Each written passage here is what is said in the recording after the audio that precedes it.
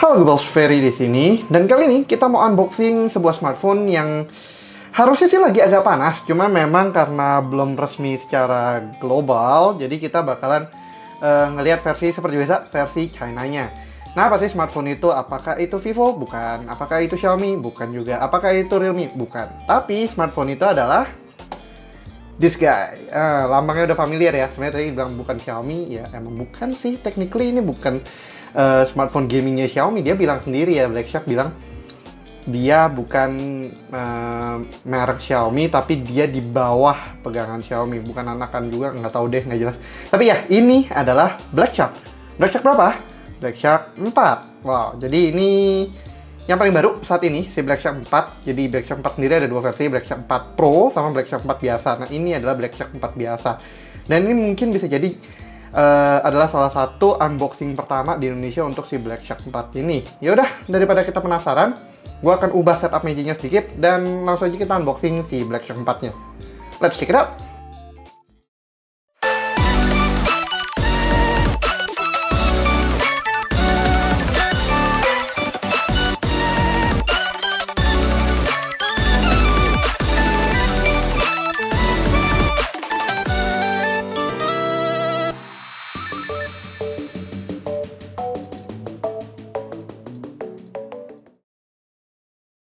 Oke, nah jadi ini adalah boxnya. Tapi seperti tadi gue bilang, kita akan rubah setup mejanya buat lebih Black Shark banget. So ya, ayo kita rubah aja. Nah, sekarang kita udah ganti setupnya. Jadi ya ala Black Shark sedikit lah. Ini pakai mousepadnya Black Shark yang kita dapat dari pre-ordernya Black Shark 3 waktu itu. Terus ini ada Fan Cooler Pro yang pertama. Lalu ada Black Shark punya Quick Charge Power Bank. Sama, yang cukup spesial kali ini adalah temennya si Black Shark 4, yaitu adalah Fan Cooler Pro 2. Ini kebalik ternyata, Fan Cooler 2 Pro. Ini bakalan jadi cooling system eksternal barunya Black Shark yang sekarang menggantikan si Fan Cooler Pro yang di sana dengan ukuran yang lebih besar dan memang dijual barengan sama si Black Shark 4. Jadi yaudah, daripada penasaran, kita bahas dulu aja si Black Shark 4-nya, baru nanti kita tes si Fan Cooler 2 Pro-nya cepet aja sih. Jadi ini adalah boxnya. So far sih nggak jauh beda sama Black Shark 3. Logo S di tengah, ada aksen hijau, aksen hitam, terus logo X di tengah. Kemudian sampingnya ini ada V. Kayaknya ini bakalan jadi aksen barunya Black Shark di Black Shark 4 sepertinya. Terus juga ada V juga sebelah kanan. Ada logo Black Shark-nya sama ada high-res audio. Jadi Xiaomi dan Black Shark pun belakangan tuh udah sering ngasih high-res audio, kecuali di Mi 11, karena Mi 11 itu pakai Harman Kardon punya speaker. Fungsinya ya biar audionya lebih bagus aja sih. Terus di belakangnya kita bisa lihat, ini kebalik kayaknya ya. Oh iya, kebalik. Bener, ada Black Shark punya logo. Kebaca nggak nih? Oh, kebaca.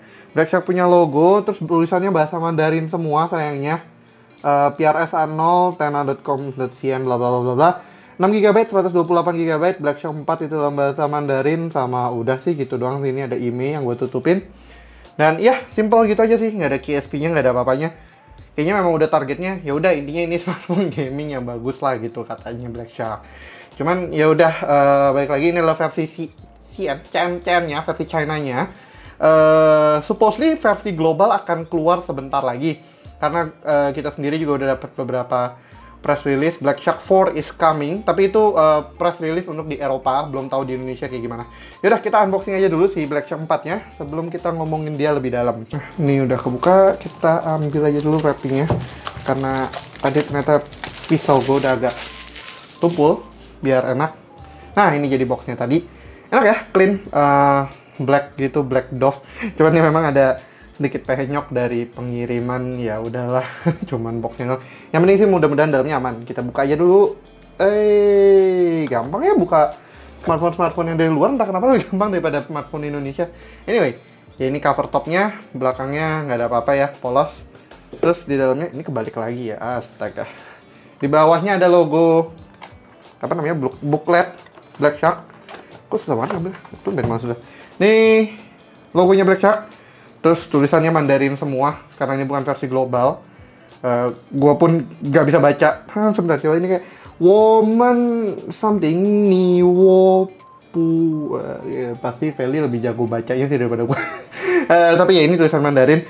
Mungkin biasanya tuh artinya kayak welcome to Black Shark family, enjoying bla bla bla bla bla, kan kata dia pakai Joy UI. Yaudah, di dalam bookletnya ini ada SIM card ejector. Terus ada, wih, ini clear case-nya. Cakep juga. Ntar kita lihat dulu. Di bawahnya ini ada warranty card dan booklet guide-nya. Tapi semua dalam bahasa Mandarin juga.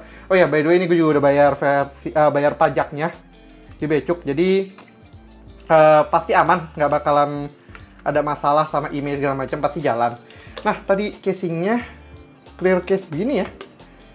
Tapi kenapa nulisannya BS02? BS02 berarti Black Shark 2 gitu. Nah, ini BS02 Protection. Cakep sih bentuknya kayak gini, clear case. Biasanya kan kalau gaming kan agak hard case gimana gitu, kayak di ROG Phone series. Nah, terus ini ada apa lagi di bawahnya? Kayaknya ini yang tulisan KSP-nya. KSP-nya nih ada. Yang atas supposedly adalah Snapdragon 870 dengan SANSA 5G. Lalu ada 6,67 inch Super AMOLED. Super AMOLED nggak ya? Kayaknya Super AMOLED. Sanshi AMOLED. Sanshi 30 AMOLED. Nggak tau deh. Terus refresh rate 144 Hz. Yang ini gue nggak bisa baca sama sekali apa ada. Iya ada. Maaf ya, Mandarinnya gagal. Sekolah dulu lama-lama Mandarin tapi nggak hafal-hafal gitu ya. Terus ada charging 120 watt sama baterai 4500 mAh. Sisanya kayaknya semacam petunjuk. Ini ada QR segala macam. Kalau lagi ada value gue bisa nanyain dia bacaannya apa sih. Tapi ya udah, itu. Terus belakangnya polos. Kita bisa kesampingan ini dulu.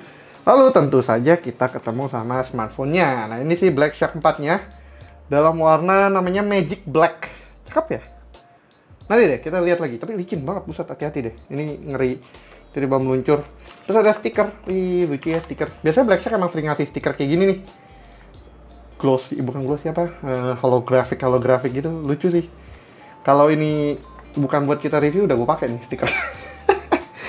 Terus di bawahnya ada charging cable-nya. Dan ini kayaknya mulai ngikutin style Xiaomi sekarang yang buat ramah lingkungan. Jadi bungkusannya udah bukan plastik. Ini bungkusannya kertas. Jadi biar recyclable. Di bawahnya ada charging cable-nya. Type C ke Type A. Again, kenapa Type C ke Type A nggak ngerti. Tapi itu bisa support 120 watt ya. Teknologi udah berubah ya. Setahu gue dulu tuh untuk big charging gitu kayak semacam GAN 65 atau gimana, enakan kalau pakai Type C ke Type C. Tapi ternyata Xiaomi pun, bukan Xiaomi, Black Shark pun masih ngasih kabel Type C ke Type A. Katanya juga bisa cepat 120 watt. Wow, hebat juga ya. Terus ini tentunya charging brick-nya yang dewa ya dalam tanda kutip 120 watt. Di sininya Type A. Ini pakai teknologinya pakai GaN nggak ya? Nggak tahu sih. Tapi dia 5 volt 3 ampere, 9 volt 3 ampere, 11 volt 6 ampere, max-nya 20 volt 4,8 ampere. Nah, itu yang bisa bikin dia jadi 120 watt. Dan biasanya nih teknologi charging kayak gini tuh memanfaatkan dual battery. Nah, gue nggak tahu apakah di Black Shark 4 tuh ada dual battery apa enggak. Kalau di Black Shark 3, iya dia pakai dual battery kiri kanan. Itu menarik sih. Yaudah, itu doang sih isi boxnya.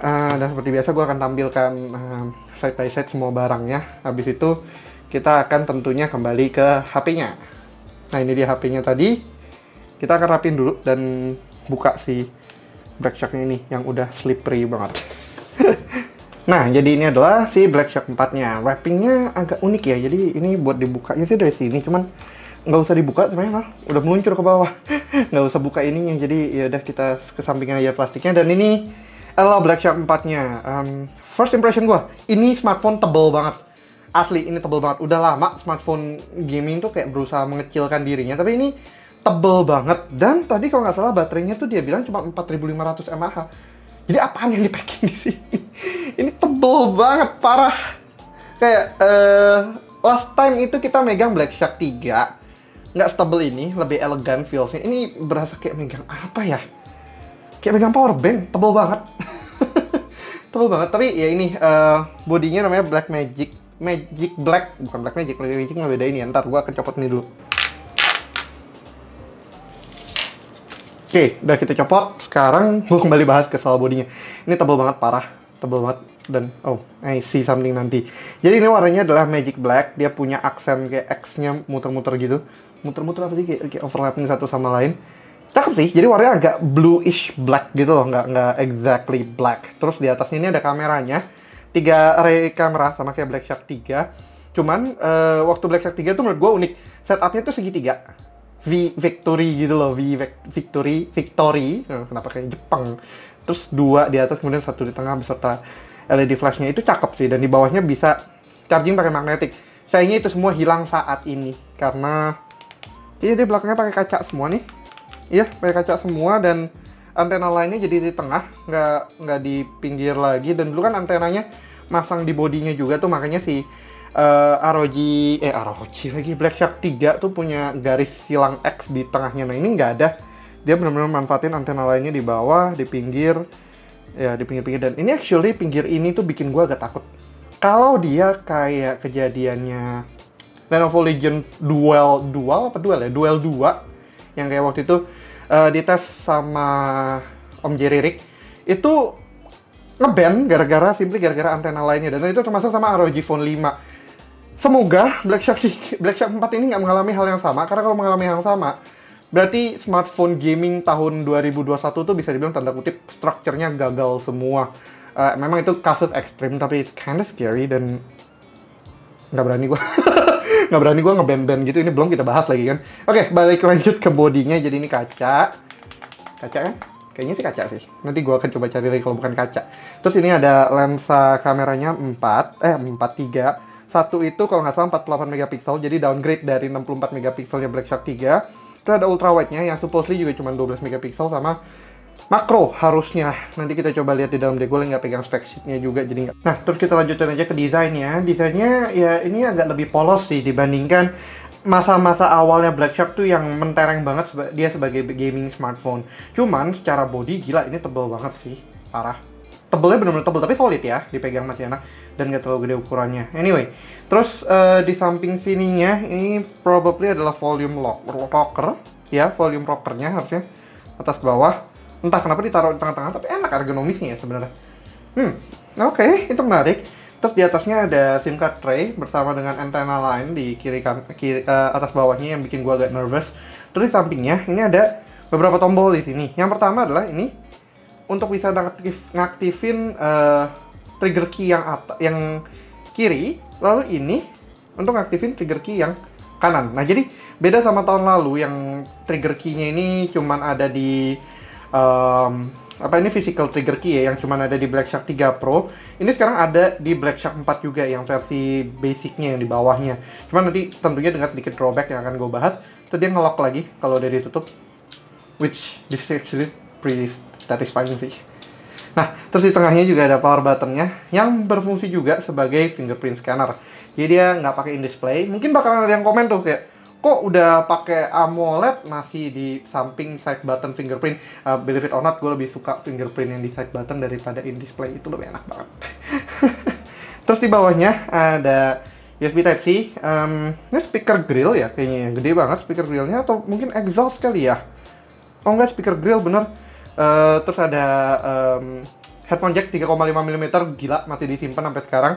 Terus di depannya harusnya ada lubang-lubang stereo speaker kecil di sini, di sudut sini sama di sudut sini.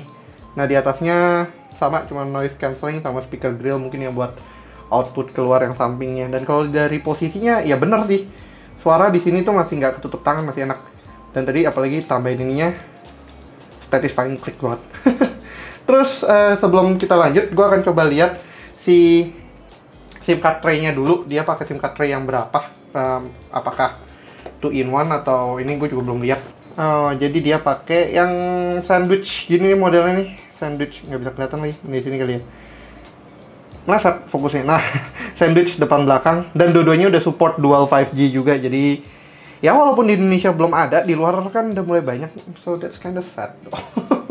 Ya, gitu sih kurang lebih itu bodinya dari si Black Shark 4. Overall gue kaget, ini tebel banget. Itu doang sih salah satu minusnya yang bikin gue kaget, ini tebel banget. Tapi other than that, ini gue agak kecewa juga. Desainnya Black Shark itu sedikit turun ke arah yang lebih minimalis dan memilih jalur standar seperti ini instead of biasanya Black Shark tuh gila-gilaan desainnya kan, berani bikin corak sana sini. Ya typical gaming smartphone lah. Tapi memang sejak ROG Phone 3 pun gaming smartphone, gak ada ROG Phone 3 sih, Razer Phone 2 aja udah mulai kelihatan biasa aja gitu, not really that interesting. Tapi yaudah, kita coba nyalain aja dulu, lihat interface-nya sedikit-sedikit sebelum gua kasih first impression gua, lalu kita tutup aja dulu videonya karena nanti gue akan bikinkan video review dan juga tes Genshin Impact terpisah.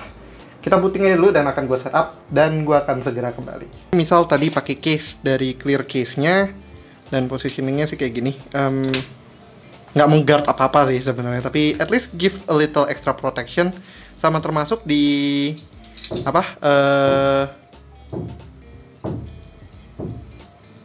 di layarnya tuh di displaynya udah pakai screen protector juga, jadi ini first protectionnya dan not bad, masih cukup sensitif. Just that's a plus for that. Sama ya ada case bawaannya juga, dan ini nggak ngalangin semua lubang dan fitur-fiturnya sama sekali ya, jadi nice to have lah. Oke, nah sekarang Black Shark 4-nya udah di setup dan kita udah bisa lihat bahwa dia pakai Joy UI 12. Ini sebenarnya custom skinnya Android, UI-nya Android berbasis sama MIUI 12, tapi di convert sama Black Shark supaya lebih gimmick gaming lah, namanya jadi Joy UI 12. Mungkin kalau yang udah biasa pakai Black Shark udah tahu ya. Jadi kita bisa swipe aja, ini apa sih katanya, swipe to enter. Oh gitu, wih apa nih, waifu waifu banget aja. Coba gue akan foto ini dulu, mana ya HP. Nah, jadi tadi itu, ini kita langsung disambut sama namanya Shark Experience New Feature. Lucu ya, ada karakter animenya gini, wibu banget, kayak dari karakter MiHoYo atau Arknights gitu. Kita bisa see later, tapi kita coba jalanin aja dulu. Start Experience, apa nih? Master Button, itu udah multiple bla bla bla bla bla. Continue. Toggle switch buat Master Button. Oh, oke. Bunyi. Kayak ngokang senjata dong, keren banget. Gokil. Press 2 button to enter Shark Space. Oh, jadi sekarang Shark Space-nya masuknya bukan pakai switch biasa, tapi pakai tekan 2 tombol. To the top. Oh, ini buat nutup gitu. Oke, DTS sound effect. Symmetrical double super linear yang bla bla bla. Oh, anjir. Gokil. Bisa kencengin nggak?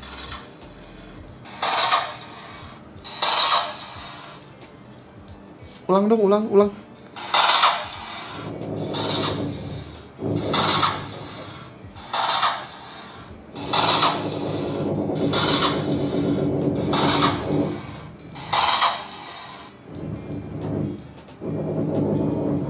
Gokil, mantul ya suaranya. Mantul gitu, ntar coba nih.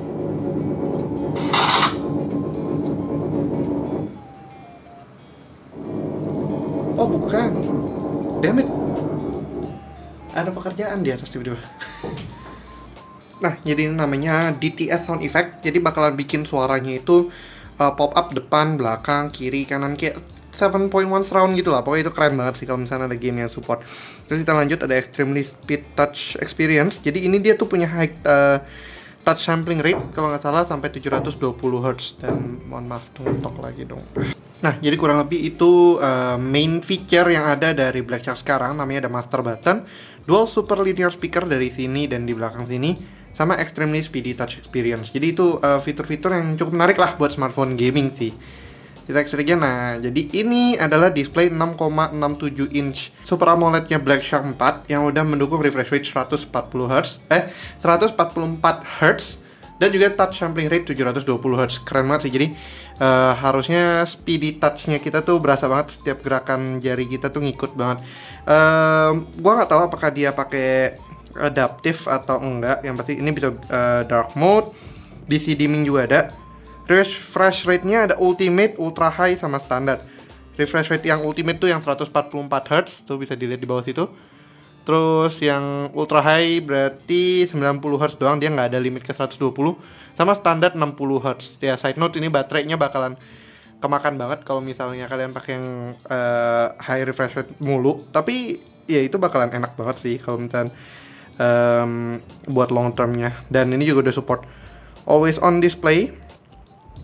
Sama kayak Xiaomi punya MIUI, tapi kita bisa bikin ala Black Shark sedikit di sini. Nah, udah di apply dan ya harusnya, nah kayak gitu. Ini sama kayak di Black Shark 3 sih sebenarnya.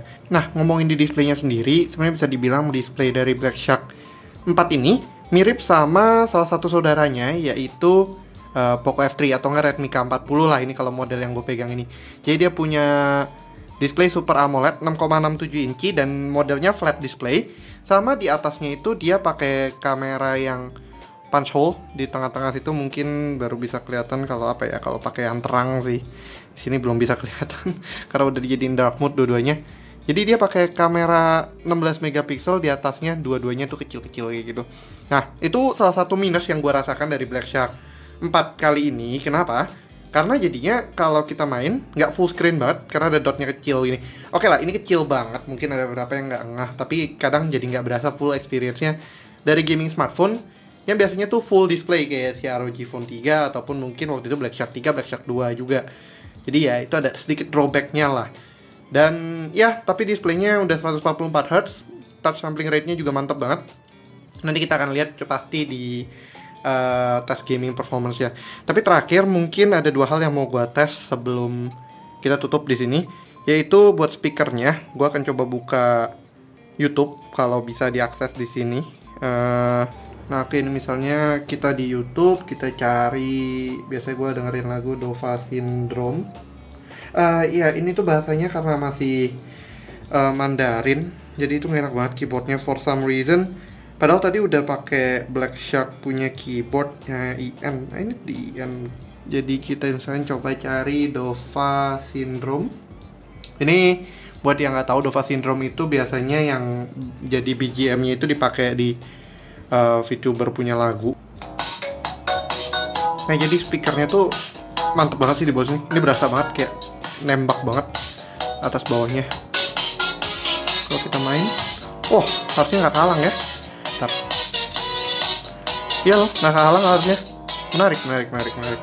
Jadi ya itu untuk si speakernya. Positioningnya cukup unik sekarang. Dan dia juga masih punya headphone jack. Cuman gue kurang suka nih posisi headphone jacknya di bawah sini. Karena kalau kita lagi klik di sini nih misalnya, lagi main gitu, ini kalang di sini. Gue prefer dia mungkin di bawah sini atau agak atas sini, cuman atau tengah-tengah sini. Tapi ya nggak enak aja posisinya. Jadi itu salah satu minus yang gue rasakan sekarang sih. Nah, terakhir mungkin kita coba tes kameranya yang 48 megapiksel itu. Buat moto somethings, apa ya, kita coba cari aja somethings yang misalnya box dusnya. Nyalain watermark dulu kali ya kalau belum. Ada tilt shift mode. Keren juga ada tilt shift mode. Udah nyala, oke. Bagus lah. Nih kalau by the way kalau misalnya bisa nyeklek di sini enak nih. Bisa. Gokil. Jadi bisa kayak shutter sini dong. Nah, mantap, gokil, bisa jadi shutter. Ini fitur favorit gue waktu di Sony Xperia. Jadi kayak that's kinda nice to have. Ada di kayak ginian di smartphone gaming, shutter gitu loh, kayak lama sekali sudah tidak melihat shutter seperti itu. Kita coba foto Gorai dan kawan-kawan. Ntar lightingnya kita geser dulu. Wih, gokil. Coba di sini lagi. Wah, cakep. Gua nggak expect ternyata bisa kayak gitu. Jadi ini bakalan jadi salah satu fitur favorit gua kalau misalnya Black Shark 4 tuh masuk resmi ke Indonesia, yaitu buat shutter button itu. Wow. Nah, ini hasilnya dari 48 megapiksel, masih nangkep banget di HD previewnya. Terus nih yang biasa, close up-nya dikali 2 sama foto-foto biasa. Overall sih cakep sih ya, 48 megapikselnya. Dan ini menggunakan ISP-nya si 870. Jadi itu sebenarnya secara spesifikasi ya, si Black Shark 4 ini persis banget kayak Redmi K40, tapi dibikin dalam bentuk gaming. Jadi bener-bener ini dibongkar belakangnya ini, terus disusun rapiin jadi kayak gini. Dia berubah jadi Black Shark 4. Bukan yang Pro. Kalau yang Pro nanti harusnya sih beda lagi. Tapi kita lihat aja kalau masuk ke Indonesia. Yang tahun lalu kan 3 Pro katanya mau masuk tapi nggak jadi-jadi. Dan ya itu menyebalkan sih. Terus kita coba kamera depannya. Harusnya sih kamera depannya cukup oke lah. Masih standar sih 16 megapiksel. Nggak sampai gimana banget, tapi still alright. Ya, dan dia miring dong. Nggak tahu kenapa nih ininya gyronya masih arrow. Coba lagi, 1, 2, 3. Foto 1, 2, 3. Oke, cakep sih. Kalau misalnya itu kita bisa klik ini juga. Gokil. Iya, suka gue. Jadi misalnya kayak kita lagi selfie, teklek, 2, 1, 0. Ada timernya. Mantap. Itu fitur yang gue unexpected tapi keren banget. Dan video sayangnya cuma ada 1080p. Oh, ini kamera depan, sorry. Video bisa sampai 4K 60, so that's nice. Jadi ya gitulah. Nah, kurang lebih itu aja dulu untuk si Black Shark 4-nya kali ini. Overall gue interested sih dengan fitur dan fasilitas yang dibawakan sama si Black Shark ke Black Shark 4 kali ini. Karena ini kalau dihitung-hitung dalam versi China-nya itu cuman berapa yuan ya, 2000-an yuan, jadi cuman sekitar 5,5 juta rupiah. Dan itu udah pakai Snapdragon 870 yang notabene merupakan 865 Plus di apa yang namanya, di overclock lah. Jadi dia setara sama ROG Phone 3 tapi lebih baru dengan beberapa fitur yang menurut gue masuk akal, terutama shutter button buat kamera tuh sedap sekali sih. Ya udah, gitu aja dulu buat unboxingnya kali ini. Sorry kalau misalnya tadi ada keganggu suara sedikit karena nggak tahu kenapa yang tenan yang atas tiba-tiba memutuskan untuk hari ini adalah hari renovasi. Tapi ya mudah-mudahan kalian bisa. Oh ya, by the way gue lupa sebelum kita tutup. Ini ada Fan Cooler Pro yang baru, Fan Cooler 2 Pro. Supposedly ini adalah versi upgrade-nya lagi dari Fan Cooler yang pertama, dan ini dijual barengan sama Black Shark 4 dan bentuknya pun agak beda. Harusnya dia juga bisa di setting-setting lah di Shark Arsenal. Bentuknya kayak gini. Tapi sayangnya sih yang salah satu minus yang gue rasakan adalah dia masih tidak menggunakan built-in battery. Jadi kalian harus tetap tercolok pada USB Type-C di bawahnya. Cuman sini sekarang dia ada meteran ininya, suhunya. Bawahnya masih pakai plate kayak gitu. Kita coba colok aja kali ya dulu, sebentar. Nah, coba kita colok dan kita nyalakan. Dia pakai power nggak? Oh, nggak langsung nyala ya? Oh, beda ya sama yang si seri kedua. Kalau seri kedua sama yang putih itu kan harus dicolok dulu dan langsung dingin banget. 20 derajat Celcius. Di depannya dia ada LED-nya. Sekarang LED-nya cuman di pinggir-pinggirnya sini doang. Kayaknya seinget gue kalau yang ini ada di tengah-tengah juga, dan ini pakai on. Oh enggak ya? Ya nggak pakai tengahnya, cuma di pinggir-pinggirnya doang. Tapi ya itu sih cakep sih. Tadi gue penasaran sama performanya si coolingnya ini. Nanti kita tes aja. Mungkin nggak cuma di Black Shark, berhubung ada yang minta juga tes Mi 11 pakai cooling. Gue akan coba pakai cooling ini yang baru, yang lebih bagus menurut gue sih. Kita lepas aja dulu. Ini protectionnya ya. Jadi kalau misalkan terserah sih mau dipasang lagi atau enggak, cuma ya. Tapi ini kalau dipasang positioningnya pas enak di tengah. Kayak gini ya. Jadi dia bisa nggak ngalangin tombol. Ngekil juga. Ya. Jadi kurang lebih ini posisinya kalau Black Shark 4 dipasangin Fan Cooler Pro, yang kalian bisa adjust juga tingginya sebenarnya harusnya. Tuh, bisa kalian sesuaikan lah maunya gimana. Terus bisa di setel lagi di Shark Arsenal harusnya. Nih, kita unlock dulu. Mana tadi tombolnya? Oke, ketutupan. Shark Arsenal, allow. Nah, Shark Space 4.0, one stop service, bla bla bla bla bla. Si waifu kembali. Terus ada game lobby. Ini sekarang lebih banyak sih si Shark Space-nya. Press for 1 second. Dan ini ada beberapa game yang dipromoin, cuma nanti kita bisa tambahin. Di sini tuh ada Shark Arsenal, kita bisa connect Shark Cooler-nya. Nah, bunyinya lagi tuh. Dan ini kalau udah connect, kita harusnya bisa setting-settingan di sini. Nah, kita bisa sampai smart, freeze, ataupun frozen. Terus kita bisa lighting settingnya juga, mau lightingnya kayak apa, timingnya. Kalau Cooler Raiders ini apa ya, I guess cuman notes aja. Terus ada firmware version, temperature monitoring, sama baterai kita berapa, 32 derajat Celcius. Unik sih, jadi ini dia bisa nampilin suhunya, at least bisa jadi patokan kita kalau misalnya sekarang udah berjalan di berapa suhunya. Itu bagus sih di sini. Dan ini lightingnya di pinggir sama, dan bentuknya agak lebih square-ish dengan working working space-nya dia lebih luas buat fan-nya maupun buat dudukannya itu. Ya, gua nggak sabar sih ngetes ini dengan Genshin Impact dan terutama dengan klik-kliknya ini. I guess that will be awesome. Oh, bisa dikontrol juga. Saya alternatifnya di sini juga ada aksesoris lain, misalnya controllernya, gamepad-nya itu bisa buat gamepad-nya si Black Shark 2 dan 3 juga. Terus game headset-nya sama mechanical keyboard-nya, plus katanya ada more device coming soon, nggak tahu apa sih. But hopefully that will be something awesome juga. Ya udah, sekian aja dulu untuk video kali ini. Kalau kalian suka videonya, jangan lupa untuk kasih like, share, dan tentunya yang belum subscribe, langsung aja klik tombol subscribe di bawah. Serta aktifkan lonceng notifikasi biar kalian gak ketinggalan sama video kita berikutnya. Termasuk nge-review sih Black Shark 4-nya sama main Genshin Impact di Black Shark 4. Dan ini suara masih ngetok-ngetok dong. Oke lah, sekian dulu aja video kali ini. Thanks for watching and as always, stay safe, stay healthy, and have a nice day. Ferry signing out. Bye-bye.